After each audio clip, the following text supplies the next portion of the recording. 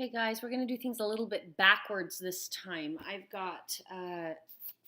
going to talk to you about this stuff in class, and then if you would like to watch or listen to the presentation, then you're welcome to do that. But we're going to do the presentation in class on Monday, so I'm going to post this in case you want it. I guess that's kind of an awkward way to put it. I feel like this information is really important that we talk about all of it in class. So we're going to talk about it all in class as well. So we're going to start talking about the crisis of the Union and what led up to the beginning of the Civil War. The addition of new territory after the Mexican-American War reopened the slavery issue. This territory was called the Mexican Cession, Cession, if you're curious about that. The Missouri Compromise had extended the slavery line through the Louisiana Territory. Now vast quantities of land had been added to the United States, and there existed no provision to delineate slave from free territory. On August 8, 1846, David Wilmot of Pennsylvania expressed in the House of Representatives that expansion was favorable, but God forbid that we should be the means of planting this institution of slavery upon it. So many people did not want slavery to expand. Abolition was expanding very quickly in the North, not so much in the South, but in the North, and people were beginning to understand the truly devastating nature of slavery. Excuse me. Wilmot did not want slavery or involuntary servitude to exist in the newly acquired territories. This proposal was called the Wilmot Proviso. This proposal ignited the slavery issue in debates in Congress and across the country. This is basically the beginning of the whole explosion. It had been simmering for over a century, probably for 2 or 3 centuries since the first Africans were imported into the Americas. But it had reached a boiling point, and they couldn't contain it anymore after this point. On February 19, 1847, John C. Calhoun, who you will remember had served as Andrew Jackson's vice president, resigned. There was a whole lot of controversy with that. He's a very strong Southerner from South Carolina. John C. Calhoun counteracted the Wilmot Proviso by saying that, number one, the new territories belong to all of the states. They belong to the Union and should be considered common possession. Number two, Congress did not have the right to prevent the citizens from taking their slaves into those territories. Number three, the Fifth Amendment. The reason for this is that it would violate this Fifth Amendment that you can't deprive citizens of property. Fifth Amendment forbids Congress to provide any person of life, liberty, or property without due process of law. And number four, slaves were considered property in the South, and therefore they had the right to take them into those new territories.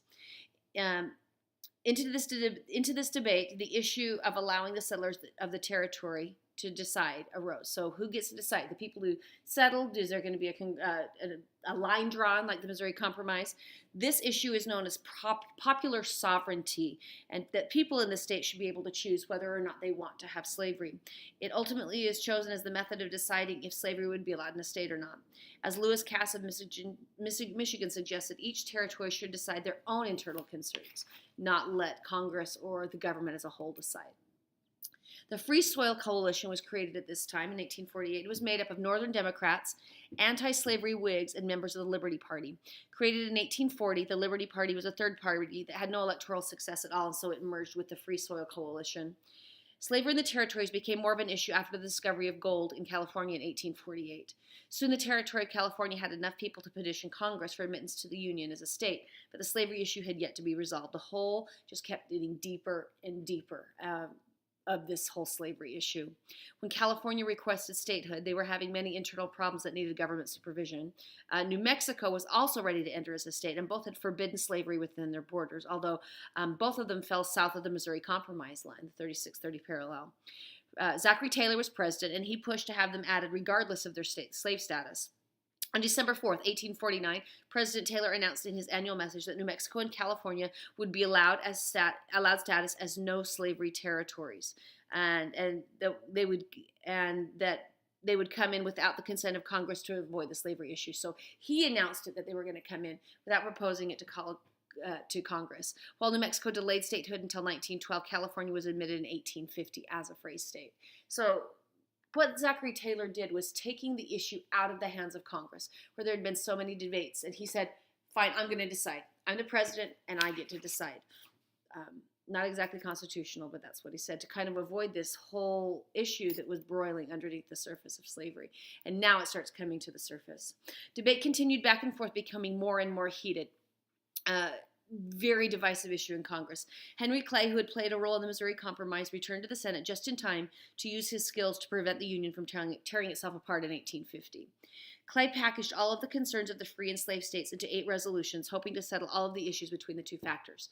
These were the 8 issues that he proposed. Number 1, California becomes a free state. Number 2, New Mexico and Utah become territories without slaves. Number 3, that should say claims, not clams. Texas claims of land in New Mexico would not be recognized.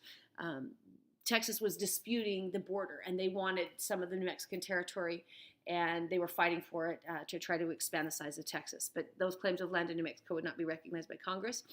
Number 4, that slavery would remain in Washington, D.C.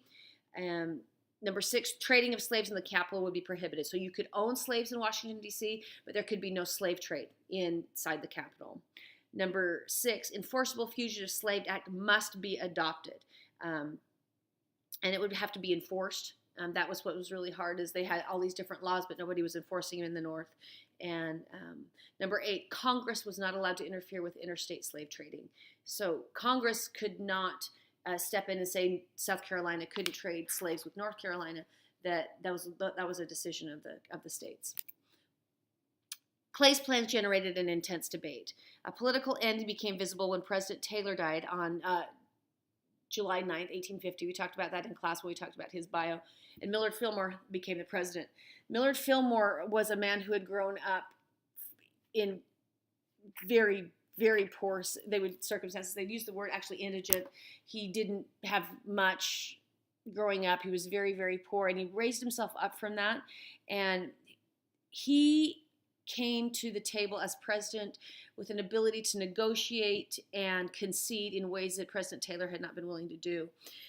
So part of this compromise of 1850 was the Fugitive Slave Act, which was adopted in October of 1850, and it required that slaves who had crossed into free territory had to be returned to their masters, which was a dramatic reversal of previous laws, which had granted slaves freedom once they arrived on free land. So if somebody escapes and they escape Tennessee and they go to Minnesota, initially, or before that, they'd been free, and now their masters could hunt them down and bring them back to the South and put them back into bondage.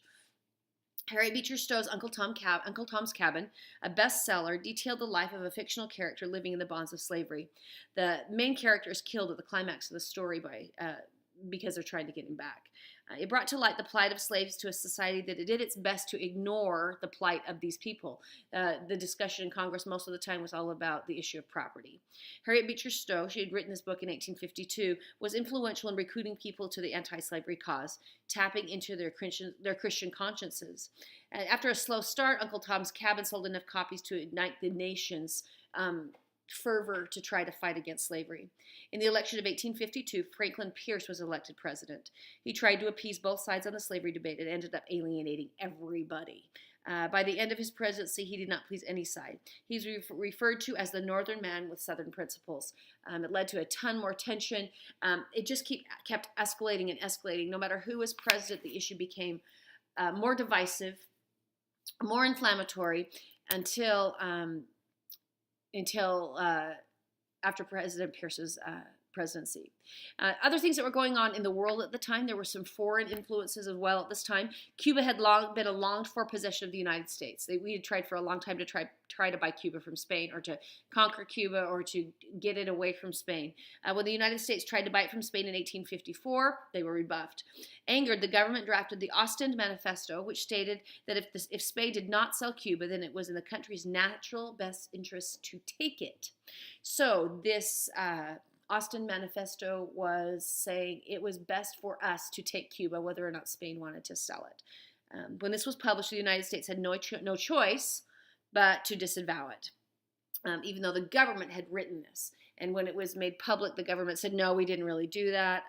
Some thought it would be a slaveholder's plot to acquire Cuba and make it a new slave territory, but it ended up just being an embarrassment to the government. During the 1850s, America would negotiate the opening of 4 ports in China to U.S. shipping. In 1853, Commodore Matthew Perry traveled to Japan to free American whalers who had been forced to remain after being shipwrecked. Arriving with an overwhelming naval force, Perry negotiated a treaty that opened Japanese ports to U.S. ships. With the opening of markets in Asia, a quicker method of shipping goods from coast to coast was needed. Shipping by boat took much too long, and with the land obtained through the Gadsden Purchase in 1853, a suitable path for a transcontinental railroad was possible. That's why they bought that southern tip of Arizona, was to put a railroad down through that southern tip. Now, the interesting thing about the Gadsden Purchase is that originally we offered Spain or Mexico $50 million so that we could buy Baja California and a little bit more territory. Spain wasn't interested. They said, no, you can't have that much territory. So we limited it down again. $15 million. We would buy some territory, which included current southern Arizona and southwestern New Mexico. And they said, no, that's still too much. And so they ended up paying $10 million for this little sliver of land down in southern Arizona and New Mexico, which, if you think about it, makes it the most expensive land ever acquired by the United States in the contiguous United States. So the whole Louisiana Purchase, yeah, hello, hi, yeah, we paid, what, $15 million for that? So that little tiny piece of property that all the saguaro and cactus grow was the most valuable piece of property the United States ever bought, which is kind of weird since nothing's there now. Oh, except for Tucson. Never mind. The strain of the Kansas-Nebraska Act of 1854 brought the contention to a whole new level. People would choose through popular sovereignty, slavery, anti-slavery in Kansas and Nebraska areas. So these two territories that wanted to become states were trying to decide if they were going to come in as a slave state or as a free state. This ended up being the death knell of the Whig Party in 1854, and in its place would be the Republican Party.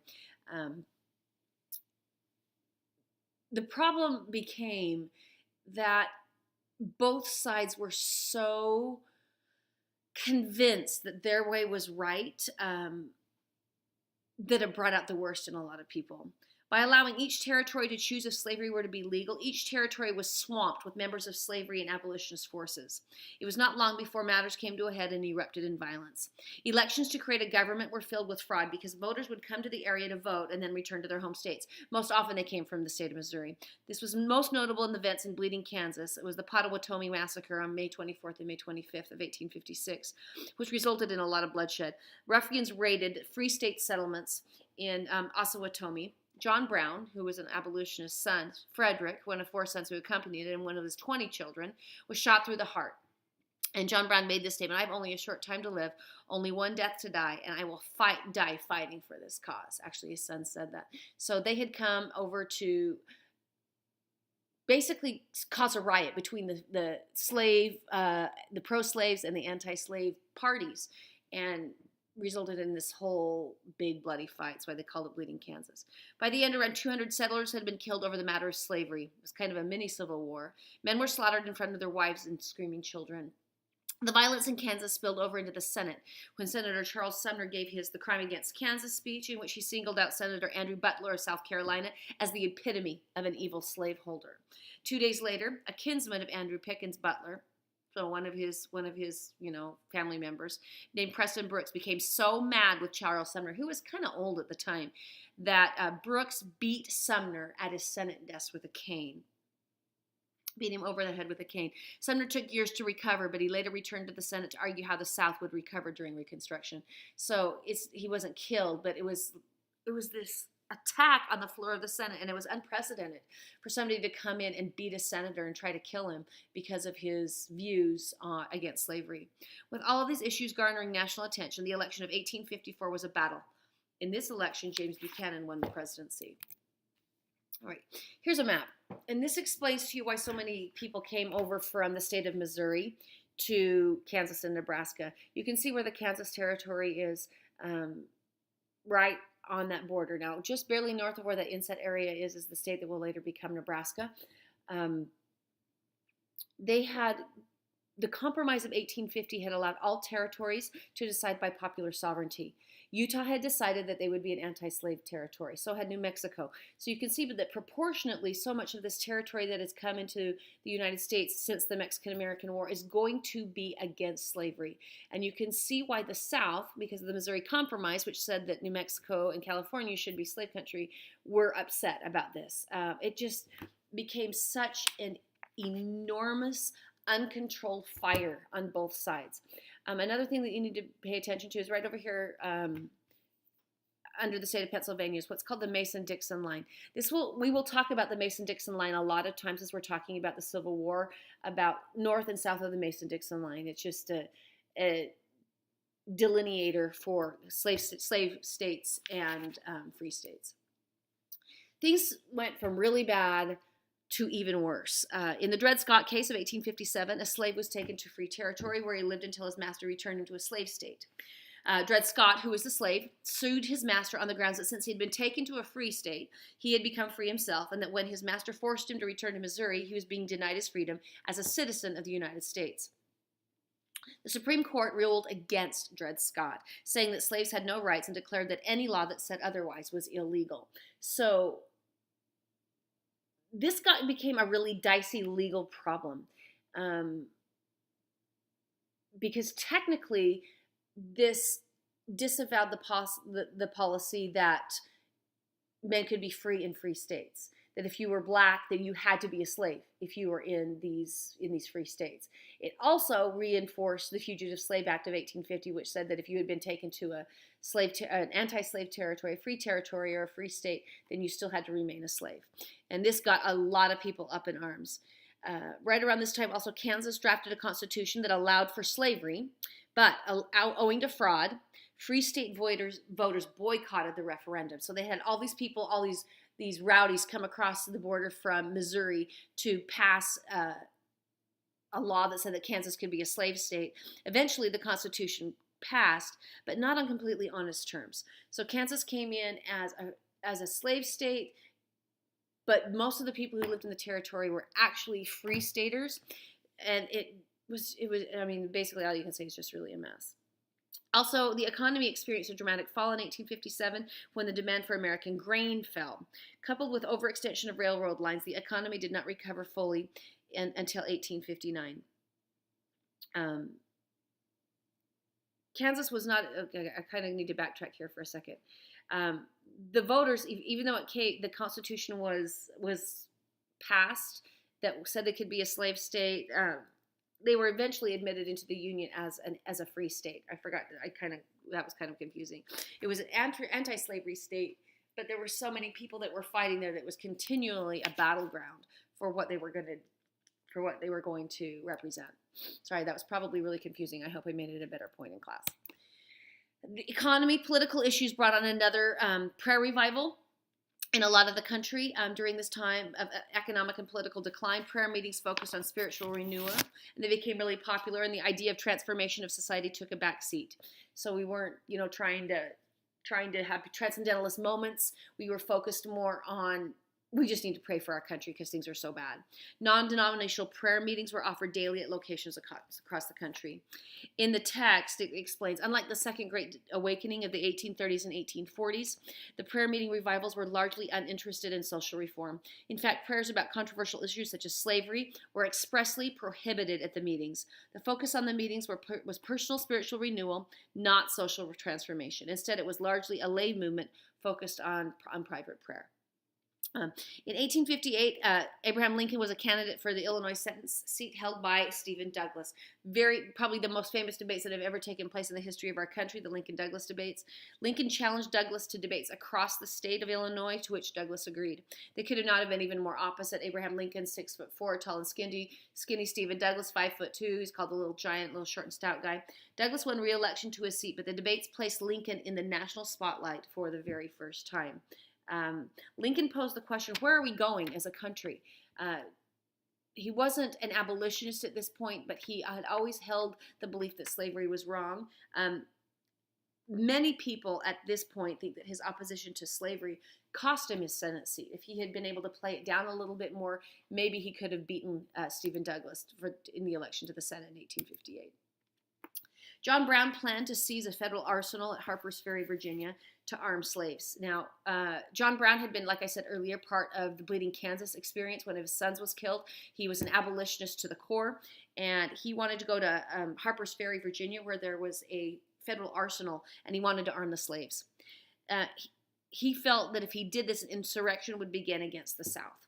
On October 16th, 1859, he made his attempt to capture the arsenal at Harper's Ferry and get its supplies. In the end, another one of Brown's sons was killed, and Brown was captured by Lieutenant Colonel Robert E. Lee. Yes, that Robert E. Lee. Brown was tried for treason and hanged, but he made this comment before his death. He said, "Let them hang me. I'm worth inconceivably more to hang than for any other purpose." So he was seeing himself as a martyr for the cause of abolition against slavery. And a lot of people saw him as that, although his little insurrection did nothing for the cause. It didn't rise the slaves up in rebellion in any way, because they really couldn't. In the 1860 election, the Democrats nominated Stephen Douglas for president. Southern Democrats, not willing to accept him as their candidate, chose John C. Breckinridge as their candidate, thus dividing the votes. Our text calls Lincoln the uncommon common man, and he won the Republican nomination for the 1860 election on November 6th, 1860. And he also won the presidency because of the splintering of the Democratic Party between North and South.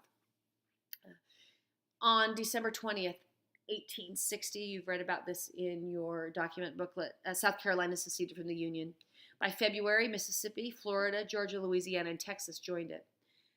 The states crafted a new government, the Confederate States of America, and chose Mississippi's Jefferson Davis as president. Confederate, as we've talked about, it's like a confederation. When we talked about the Articles of Confederation, it means a league or alliance. It's not really a country. It's just a group of states banding together for usually a military reason, and that's what they were attempting to do. After Lincoln's election and before his inauguration, James Buchanan chose to do nothing but keep the South in the Union. Nothing to keep the South in the Union. He decided he just wanted to pass the issue on to Lincoln. And Buchanan has gone down as probably the worst president in United States history because of his inability and his lack of commitment to deal with the slavery issue. He just decided, I'm not going to mess with it. I'm going to let Lincoln deal with it. In a last-ditch effort to secure the Union, 21 states met to discuss amendments and resolutions that were aimed at appeasing the South, but they didn't work. So here's a map of the Electoral College of 1860. Stephen Douglas won two states. He won the state of Missouri and he won the state of New Jersey. That was it. Now, it's very interesting to look at that. If you look at what I pointed out on that earlier map, the Mason-Dixon line, everything above the Mason-Dixon line except the state of New Jersey went to Lincoln. Oregon and California went to Lincoln. So you can see how this was a very sectional issue. Also, if you look at Missouri, Missouri went to Stephen Douglas. Even though he was not really pro-slavery, he wasn't anti-slavery, he was very pro the idea of popular sovereignty. And then we've got these constitutional union states, Kentucky, Tennessee, and Virginia, that wanted to keep in the Union but wanted to keep slavery. And then the whole South went to John Breckinridge, who was the Southern Democratic candidate. And if this election and this map doesn't show you exactly where the country was headed in just a few short months, then it should. I want you to think about these questions. You can write your responses in your notes. We talked about them in class. So what does America, let's just say America, what does America need at this point to survive? As a country, as a union, what does America need to survive? Is separation the answer to this problem? Why or why not? We will talk about this in class on Wednesday. So bring your notes from presentation 15 to class. I mean, you probably took notes in class, but bring them to class. You don't have to get them stamped or anything. And then we'll stamp notes for when we took notes in class. So anyway, that was kind of confusing. So you need to have notes for presentation 15 in class on Wednesday, whether you took notes in class or notes from this presentation, either way. Bring your document booklet as well, and I will see you in class on Wednesday.